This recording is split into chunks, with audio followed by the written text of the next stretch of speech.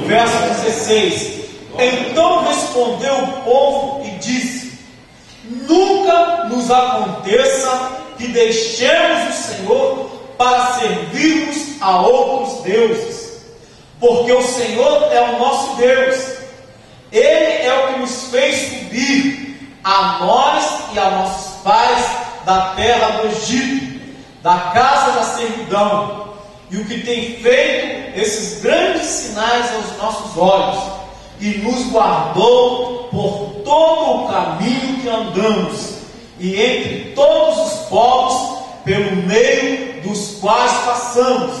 Verso 18: E o Senhor expeliu de diante de nós a todas estas gentes, até ao amorreu, morador da terra. Também nós serviremos ao Senhor, porquanto é o nosso Deus. Aleluias. Até aí, queridos, louvamos ao nome do Senhor. Então vamos posse já da intercessão, da oração feita pelo nosso irmão Júlio. E, queridos, então, aqui nós temos visto Josué, num determinado momento, já no término até da sua vida, ao findar da sua vida, ele chega diante deste povo, diante das tribos de Israel, a qual o Senhor havia confiado a ele para liderar, para que ele, agora após a morte de Moisés, para que o povo tivesse ainda um líder. Deus chama a Josué, e o incrível, amados, que todos aqueles que foram chamados ou comissionados por Deus, eles chegam ao fim da sua vida, ou tempo de vida, eles chegam e começam a expressar toda a sua vida. Eles começam, a Deus dá aqui como uma retrospectiva a eles, e aqui Josué está dizendo ao povo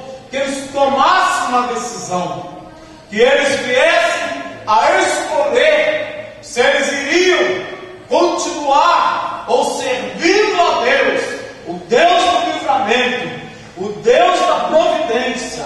Esse povo, querido, é aquele povo que Deus resgatou ou tirou com mão forte ali do Egito. A palavra de Deus diz que eles estavam em servidão, em escravidão lá no Egito. Deus levanta a Moisés para que vá, chegue até Faraó e deixe que o povo parta, que o povo saia ali do Egito e para cultuar ao Senhor.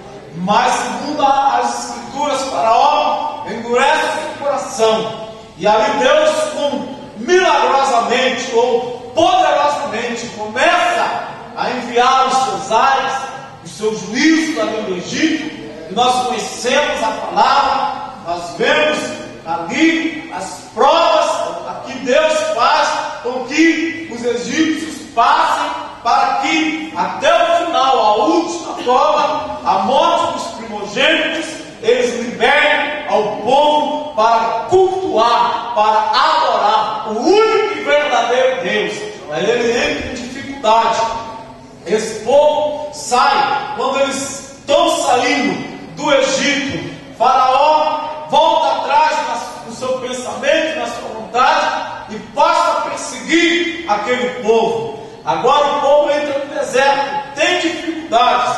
Atrás vem Faraó com seus carros de guerra, com seus cavaleiros. A Bíblia diz que acontece aquela perseguição, mas Deus fez, nem Faraó com seu exército, com seus carros, mas a Bíblia diz, Josué mesmo, Moisés, perdão, queridos, lá em Êxodo capítulo 15, no verso 3, diz que o nome de Deus é varão de guerra, que Ele é o Senhor dos exércitos, que Ele é o Deus de poder, que nas suas mãos está todo o poder, e nada pode suscitar, ou nada pode manter-se de pé diante desse Deus. Agora vem Faraó e persegue ao povo. A Bíblia diz que eles chegam, depara-se diante do mar vermelho, atrás de Faraó, na frente daquele grande mar, e o povo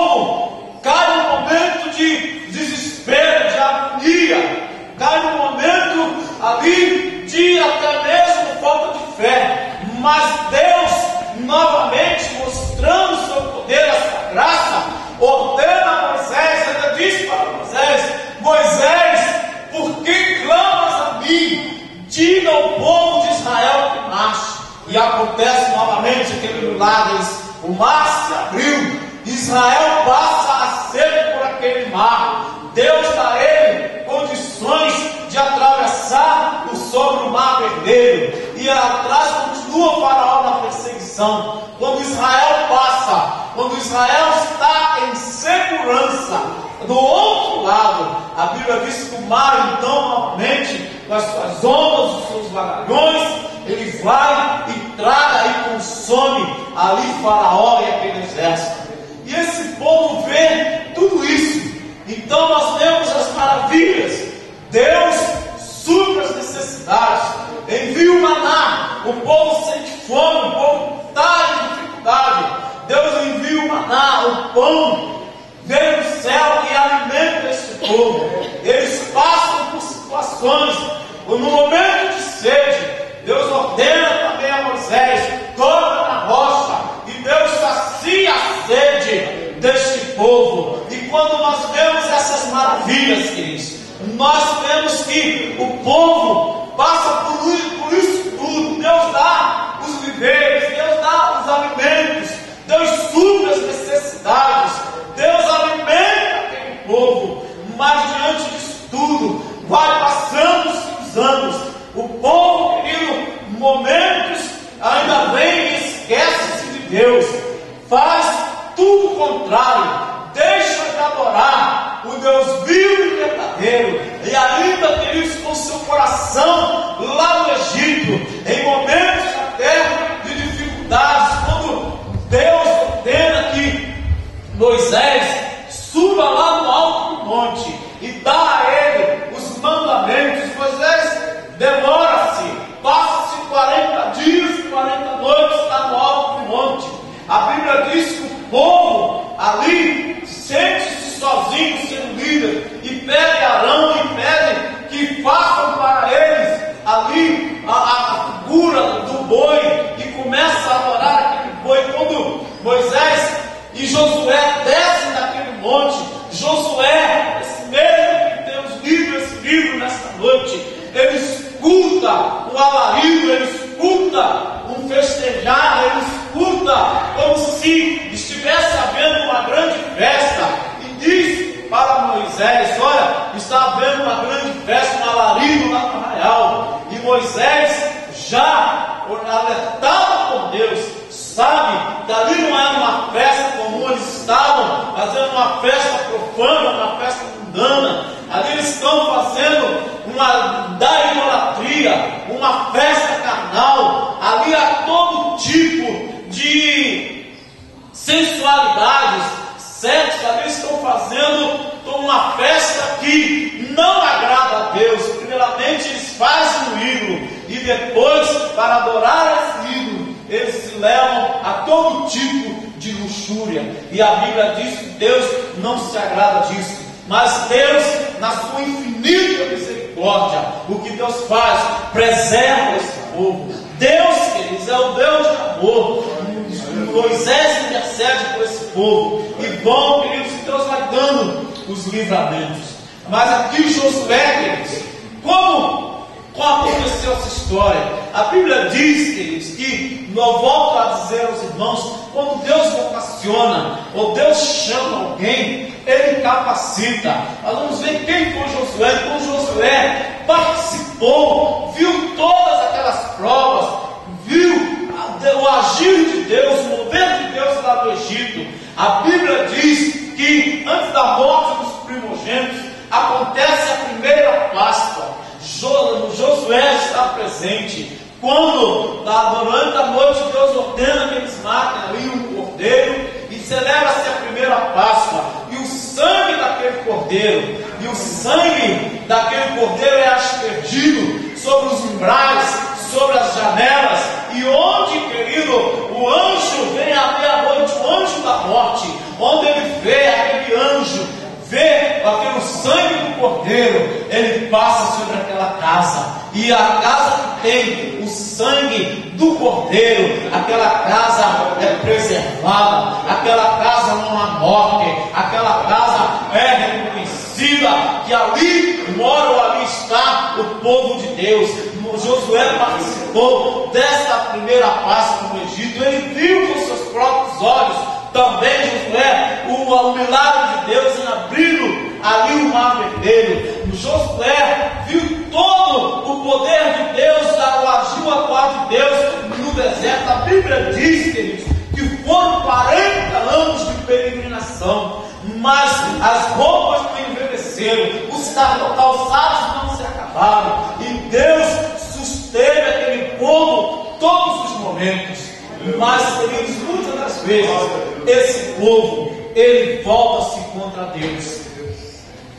A Bíblia diz também, lá, Números capítulo 17, que Êxodo 17, que Josué ouve, quando ele sai na primeira batalha de Josué, de Israel, quando sai do Egito, lá em Êxodo 17 diz que eles encontram-se com os amalequitas. E a palavra de Deus diz que Moisés ordena que Josué venha comandar o povo nessa guerra. Josué está ali como comandante militar, ali em Cades Barneia, e a Bíblia diz que Moisés está lá no alto do monte. E Moisés está com seus braços erguidos, estendidos. E quando Moisés está com seu braço estendido, Israel ia prevalecendo na guerra, na batalha. Mas a batalha estava demorando-se. E a Bíblia diz que os braços de Moisés cansavam. E quando ele arriava ou abaixava os seus braços, os amalequitas, eles vinham e prevaleciam na guerra. Entrarão e Nu, os dois homens sustentam o braço de Moisés, e ele novamente ergue os braços. E Josué, junto com aquele exército, prevalece e vence a batalha. A Bíblia diz que Deus, quando avisa a Moisés, diz a Moisés: olha, tu não vai passar, tu não vai entrar na terra prometida, você não vai entrar lá em Canaã, a terra que mana leite e mel. Eu separei para mim Josué. E a Bíblia diz que Deus mesmo dá um testemunho acerca de Josué. Ele diz: olha, eu tenho preparado para mim Josué, o homem que há o meu espírito. Aleluias. E queridos, a Bíblia diz que então Deus faz assim. Entram, nós vemos as conquistas de Jericó. Agora o povo começa a conquistar todos os cananeus, todo o povo que estava na terra, na cidade prometida.